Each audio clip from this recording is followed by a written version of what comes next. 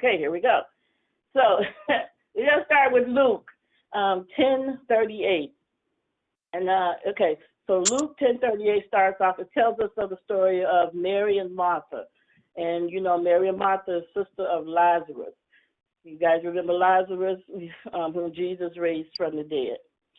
All right, so this little part here I'm reading is going to come from the Christian Standard Bible. And it says like this, verse 38. While they were traveling to enter a village, and a woman named Martha welcomed him into her home. Talking about Jesus here. So she welcomed him into her home. She had a sister named Mary who also sat at the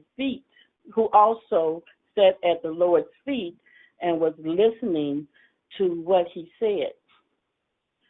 Okay, verse 40.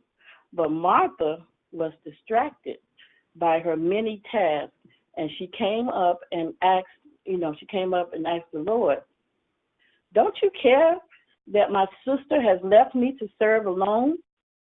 So tell her to give me a hand." The Lord answered her, "Martha, Martha, you are worried and upset about many things. But one thing is necessary. Mary has made the right choice, and it will not be taken away from her." Okay. So in that passage, of scriptures, we're going to look we're going to look at three words. Okay. Maybe not necessarily in the order, but we're going to look at three words: listening, distracted, and necessary. Those are the three words that jumped out at me when I was reading that passage. So it's listening, distracted, and necessary. All right. Okay. So now I have read that from the Christian Standard Bible. But when I looked in the King James Version, it says in verse 40, Martha was cumbered about much serving, and came to him and said, "Lord, dost thou not care that my sister has left me to serve alone?" And I didn't know what cumbered means. I'm like, okay, what, you sometimes if you're reading different Bibles, you're not sure. I'm like, what's cumber? So I looked it up. Let me look at the definition. Okay, so in English, it says we say encumbered. So the definition, when I looked it up, it says obstructed, troubled, hampered, hindered, delayed, bogged down, made unproductive, and to be distracted. So when I saw that, I was like, okay, well, we're talking about the same thing, distracted. So, okay, because the Christian Standard Bible says Martha was distracted. So, okay, we're talking about the same thing here. All right. So then I said, okay, well, what is it to mean? What does it mean to be distracted? So, okay, then we're going to look that up. Okay. And some of the definitions there was anxious, inattentive, sidetracked, diverted, unable to concentrate because one mind is preoccupied. Okay? So it's like showing that someone is not paying attention to what is being said or done. So distracted. Okay? So, okay. Now we got to remember, Martha, the Bible says Martha was distracted. Okay? Even though she welcomed Jesus, because the Bible says she welcomed Jesus into her house, she was still distracted. Okay, so now we all know, the devil, Satan, comes to kill, to destroy, to steal, kill, and destroy. That's what the Bible tells us. So, but if he can't kill you, which is in the case of Job, because remember, God said to Satan about Job in 1:12, he said, very well. The Lord told Satan, everything he owns is in your power. However, do not lay a hand on Job himself. So Satan was not able to kill Job. So what did he do? He distracted him. Okay, so if he's not able to kill us, he's going to try to distract us. So you have to know that the Lord has put the His hedge of protection around us for our lives, for our life. That doesn't mean that Satan will leave you alone. He can't kill you, but he can still distract you. Okay, so all right, so we're going to go back to Martha. And before we go in too hard on Martha, we're going to take a look at what Martha was doing. Okay, so again, Luke 10:4 says, but Martha was cumbered about much serving. Okay, and even though she welcomed him into the house, she was serving busy, just busy, preparing, to serve him. And that in itself is not a bad thing, okay? Serving is not a bad thing. So it's not like what she was doing was something that was awful, something that was bad. That's not, because you got to remember, the Bible tells us we should serve one another. Mark 10:44, starts off, says, and whomever would be first among you must be slave of all. For even the Son of Man came not to be served, but to serve and to give his life as ransom for many. So serving others is what, we are called to do. So the fact that Martha was, preparing to serve is not a bad thing in itself. So I just want to point that out, But here's where we have to be careful with our serving of others. We have to be careful that our serving others is done out of the love we have for Christ, and not as part of distraction from Satan. You know what I mean? Because if we go back to up in Luke, you will notice that Martha got a little bit angry, and and she said to Jesus, don't you care that my sister has left me to serve alone? She was like, hey, don't you see I'm doing all this by myself? And, tell her to give me a hand,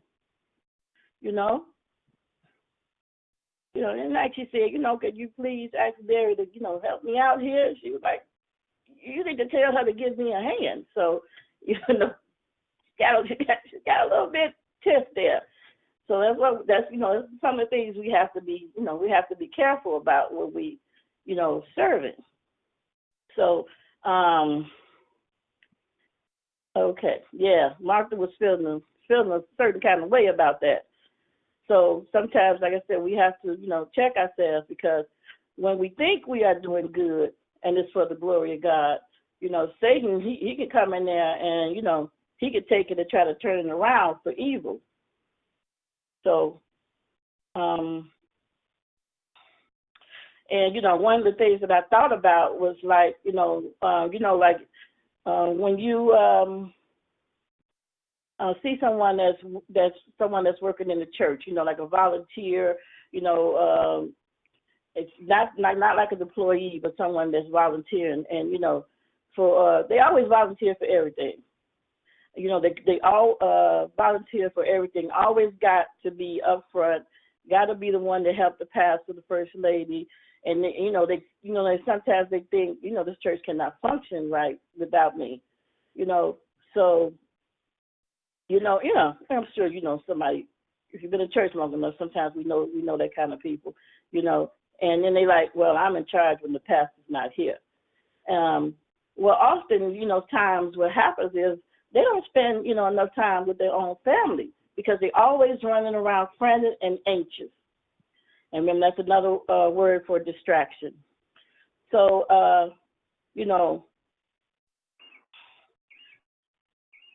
They always think they got to be running to the church to take care of something because nobody can do it like we can, right?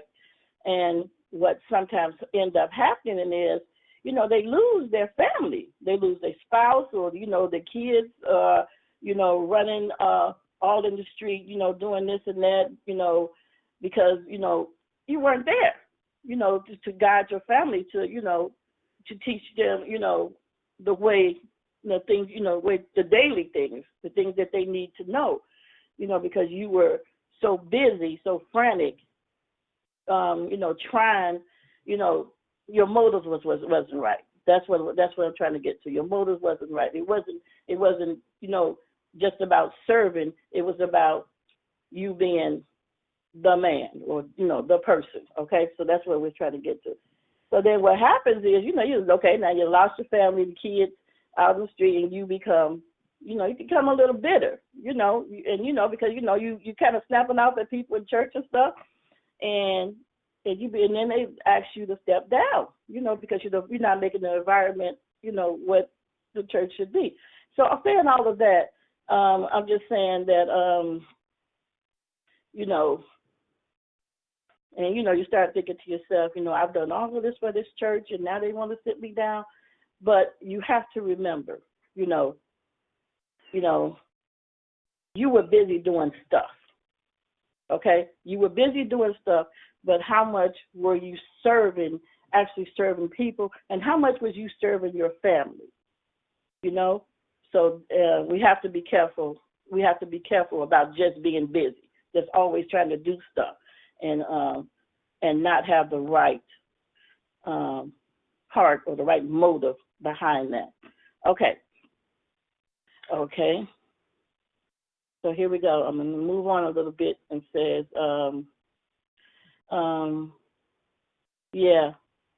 So it says, we can become so busy doing other stuff, so bogged down trying to fix everybody else's problems, so sidetracked with the things of this world that we, things of this world is not going to last, so delayed with the stuff that doesn't really matter, preoccupied with everything else on our minds that we cannot concentrate on his word. And so anxious about, everything else that, remember, anxious is another word for distracted. So sometimes we have to be aware of that. We have to slow it down a little bit. Okay. All right. So, and then we know that the Bible tells us in Matthew 6:34, it says, therefore, do not be anxious about tomorrow, for tomorrow will be anxious for itself. Sufficient for the day is its own troubles. So saying that is, don't be so anxious to be running around trying to take care of everybody else's problems. Don't be so anxious, trying to, figure out about, like I said, to figure about tomorrow. Stay in the day. You know what? That's what, stay right there where you are in the day and take care of the troubles of today. So, And so remember, as the saying goes, we can major in the minor. And if we major in the minor too long, we can miss the one thing that is necessary, that's right there in front of us. So while what Martha was doing, wasn't a bad thing, she was kind of majoring in the minor. She was thinking that this is what was important. This is what I need to be doing. While Mary was sitting at the feet of Jesus. Okay? So we're going to take a look, and we're going to get to Mary. We didn't forget about Mary. So we're going to take a look at some of the things that distracts us. And remember, these things in themselves are not necessarily a bad thing, but it can become when we allow these things to distract us. Okay? So, entertainment, TV, movies, sports, clubbing, sometimes friends and family. And again, I said, minding other people's business. Um, um, Doing good can be a distraction, like I said, if you're not doing it for the right reason. And then just noise. Just always got to have some noise. You got to have something around you. Always got to have some, something happening. You know, some people just, can't sit in the quietness and stillness of the day or the evening. They got to have some noise. They got to have something going on around them. They got to be where the people at. So these are some of the things, that cause distractions. These are some of the things that distract us. So I'm going to tell you a story about distractions, which was kind of funny because it happened to me. Okay, so when I was married, I was living in California, and it was just beautiful day, beautiful sunny day, and we were standing outside talking. It was like me, my ex-husband, and a friend of his. Yeah, and by this time he was a friend of mine too, because we had grown close over the time that we were there. So we were just standing out there talking, just laughing, enjoying the day, and all of a sudden this car pulls up, and this woman was gorgeous. legs everywhere, behind, just gorgeous, breasts just sitting up, just saluting you. How you doing? Just and then she had, hair down the back. I don't know, fake hair, real hair. I don't know what it was, but it was laid. It was nice. And so I said, we stand out there talking, and my ex-husband was right in the middle of the sentence. He was just talking. He was talking, and he must have caught it with his eye, caught wind of this woman, who just got out this car and walked past. I tell you, that man almost lost his mind. He stuttered. He couldn't get his thought together. He was distracted, complete distraction. And it was so funny. It was so funny that I couldn't even get mad. I just must have started laughing. I mean, she was gorgeous. But we're just talking about distraction here. So I remembered that he was distracted. I was like, so I was just, sometimes we can get distracted like that, but we have to watch out. Make sure, look. All right. So we're gonna go. If you ever notice somebody, or sometimes, you might be one of them. Sometimes I'm one of them. Everybody, those people who cannot sleep without like the TV or the music playing. They have to have something. You're like, I can't sleep. It's too quiet. So, and sometimes, they need that noise. They need that distraction, for one reason or the other. And sometimes, you ask why, Well, since you asked why, let me tell you my thoughts about it. Sometimes when we're in the stillness and the quietness, we tend to think, and we think about, what we said to someone, we think about what we didn't say to somebody. We think about how we act, and, and you go, man, I shouldn't have said that. Man, I shouldn't have done that. Man, I know I was wrong, for doing that. And, and sometimes we don't want to be in our own thoughts.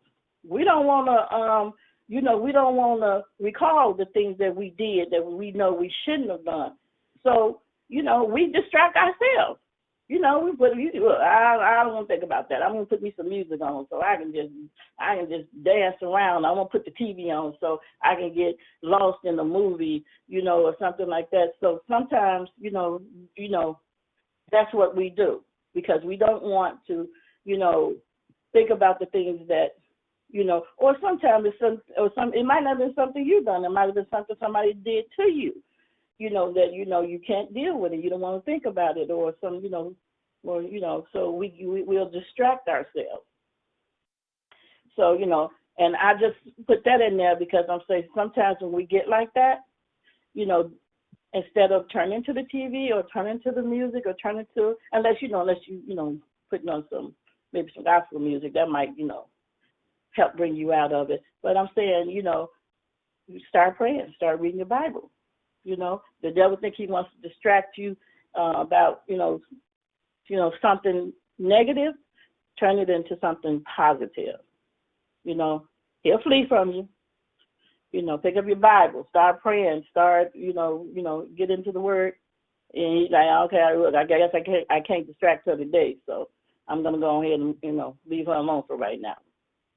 All right. And then, and like I said, the devil try to distract you, because you got to remember something, that when God speaks to us, most of the time, a lot of times He speaks to us, it's in that quiet time. It's when we separate ourselves from others and, commune with Him alone. It's when we, concentrate on Him. It's when our minds is not preoccupied with the things of the world. When we're not obstructed, when we're not hindered, when we're not delayed, when we're not bogged down, we're not, diverted. When we're not, in other words, when we're not distracted. Because we learned that those words are the definition of distracted. So yeah. So that's when He has our attention. That's when He can speak with us. So just remember that. So if the devil can keep you distracted, then you're not able to sit at His feet and listen. When he can keep you distracted. So, and, that's what happened with Martha. And then sometimes, that's what happened to us today too. We're not able to sit at His feet and listen because we're distracted. All right. So I told you we was going to talk about Mary. So let's talk about Mary a little bit. Okay. So the word says, Mary sat at His feet and listened. In other words, she listened. And when I look at the word listen, because I told you there was three words we were going to look at, and the second word is listen. Okay. She was attentive. She was concentrated. She took heed. She took notice. She observed. She watched. She followed. She bared in mind. She was given a thought to. She took in consideration, took in account, she took to heart, she accepted and she believed. And that's how we listen. That's the way we listen.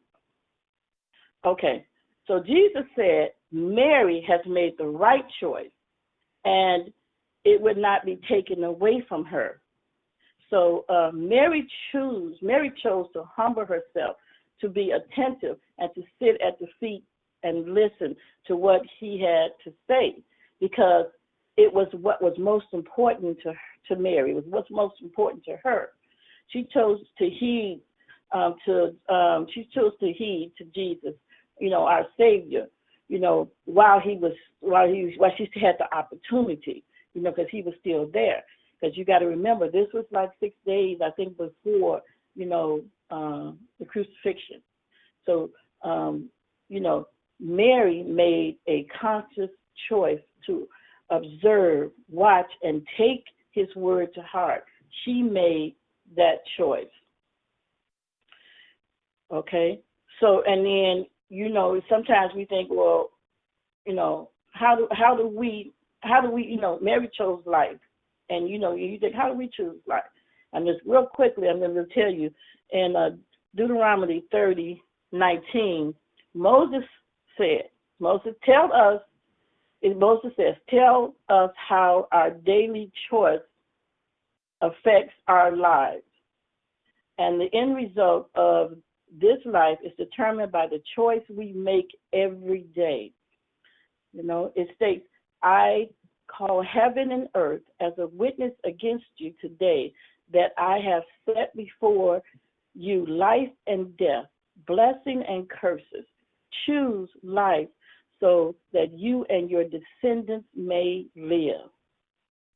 Matthew 6:33 says, seek first the kingdom of God and his righteousness, and all these things will be provided for you. And then if you look at Matthew 4:4, it is written, man must not live on bread alone, but of every word that comes from the mouth of God. We must concentrate on his word daily, take into account what his word says, and we must accept it and believe it. That's how we listen. We have to concentrate daily on his word, accept it and believe it. So we have to say we have to choose, and we have to make the choice on a daily basis. Mary made that choice. Okay? Okay. So while Martha stayed busy preparing for the day, Mary concentrated on the one on whom created the day. That was the difference, in that scene right there, in that scenario. That was the difference. Martha was preparing to serve, preparing for the day, but Mary was concentrating, listening on the one who made the day. So,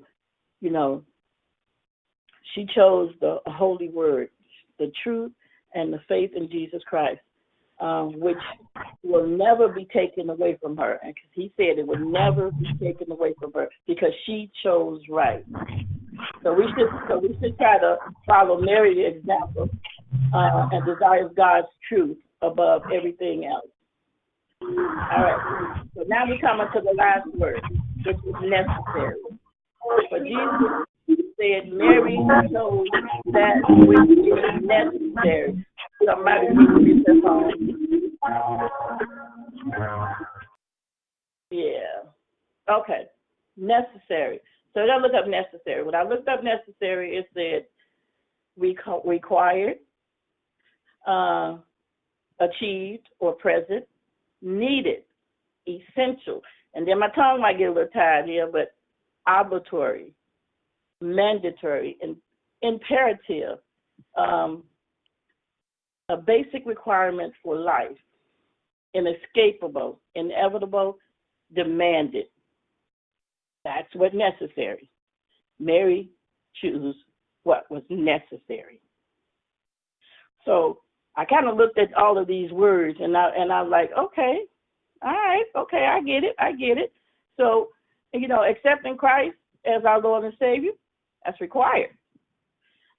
Obtaining everlasting life is what we hope to achieve.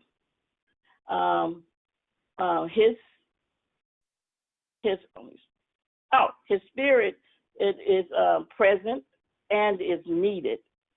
Okay, faith in Him is essential. Wait a minute, I told you my tongue might get tired. Essential. Following His commandment is obligatory. We are obligated to do that. Prayer is mandatory. Worship is imperative. Jesus is the basic requirement for life. Righteousness is demanded. Christ's return is inevitable. Judgment is inescapable. So, necessary. That's the importance of necessary. And Mary chose what was necessary. Okay, so we get ready to wrap up here. I told you guys it'd be about 30 minutes. All right, so I just want to, on my wall, in my house, I got a few, scriptures, just like, everybody's probably got some. And the couple of scriptures I got on my wall, one of them was from Psalms 46:10, which says, "Be still and know that I am God."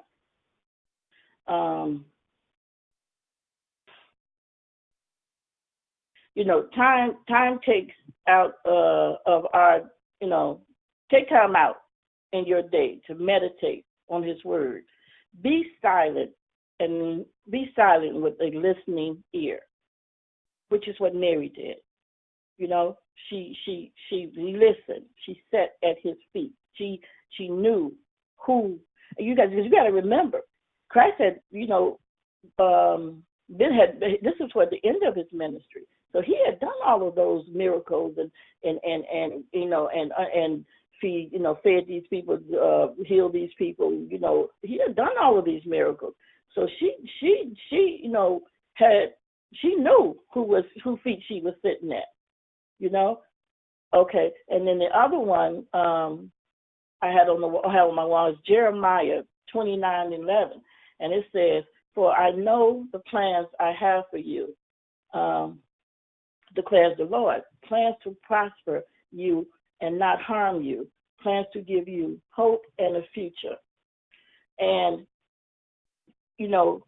so you don't have to be so busy trying to, just busy doing stuff, just busy trying to gain the whole world, or busy trying to, just do, being, just doing stuff. Sometimes you just need to be still and listen. God already has a plan for your life. He already knows what he has for you, and it's not to harm you. It's only to help you, and it's only to bring you closer to him, and it's only to give you so that you can obtain everlasting glory with him. So slow down, listen, and listen to what he's saying to you, and listen with your whole heart and soul, and and don't let the things of the world distract you. And that is the end of my story. So, as Kenny would say, questions, comments, concerns. This. While it's a great opportunity, and it is pleasure, it's a blessing to to be able to bring a word from the Lord. It is nerve-wracking, to say the least.